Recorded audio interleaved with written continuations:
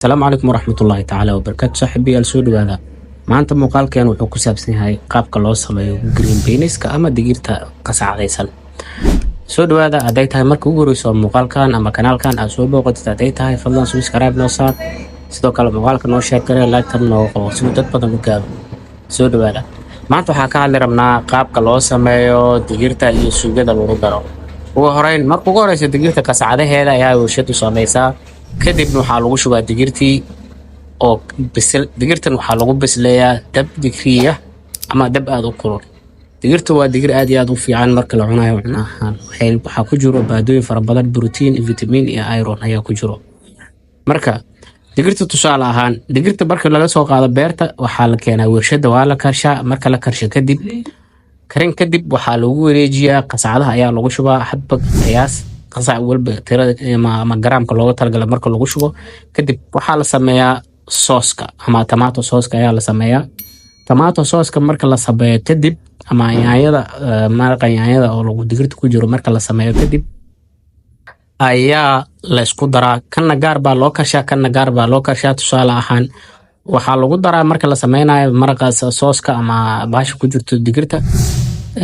sheeg maxaa la sokor iyo cusbo iyo lanaankeeda loo yeelaa waa lagu daraa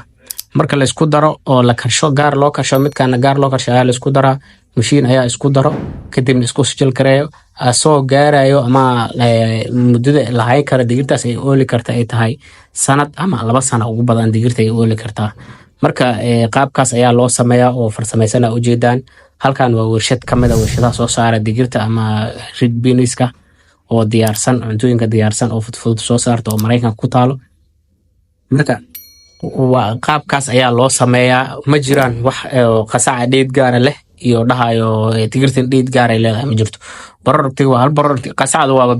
bir xaq u imaana dheed dadka dhahayo waxa waaye birta dheed leh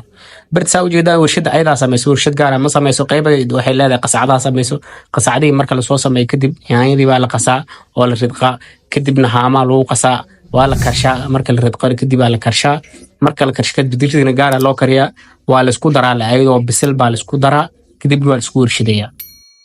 hadii aad halkan soo gaartay waxa soo gaartay gabagabada gunaanadka muuqaalkan gabagabadii waxaan uga hadli doonaa ama aan ku sheegi doonaa maxaa cudur ah oo ay sababtaa cunista farax badan ama cunisteeda digirta qasacadaysan oo loo yaqaan packet beans-ka guud ahaan digirta qasacadaysan ama packet beans-ku ma sababaan wax cudur ah hadii si caadi ah oo toos ah oo nadiif ah loo sameeyo in case hadii ay dhacdo in digirta aan ahayn digir nadiif ah ama qasacada aan si fiican loo daboolin ama sheegay dheedkeed uu dhaco waxa laga yaabaa in cudur halis ay sababto oo kamid yahay gaaska cudurka ku dhaca dheefshiidka iyo cudurro kale oo fara badan marka guud ahaan digirta qasacadaysani ama packet beans-ku wax cudur ma sababaan oo ma keenaan waayo aan fresh wax lagu daraa waa tomato fresh chemical-ka lagu daray aad bay u yariin waa chemical kaliya ka ilaalinayo inay xumaadaan ma jiraan wax kale oo chemical oo lagu daro marka laga reebo chemical ka ilaalisa inay qurmaan ama ay halaabaan oo dheedka u yeelaysa marka guud ahaantii aad iyo aad baad u maasantiin dhammaan asxaabtii inta nagu xiran muuqaalkan aad ka hesheen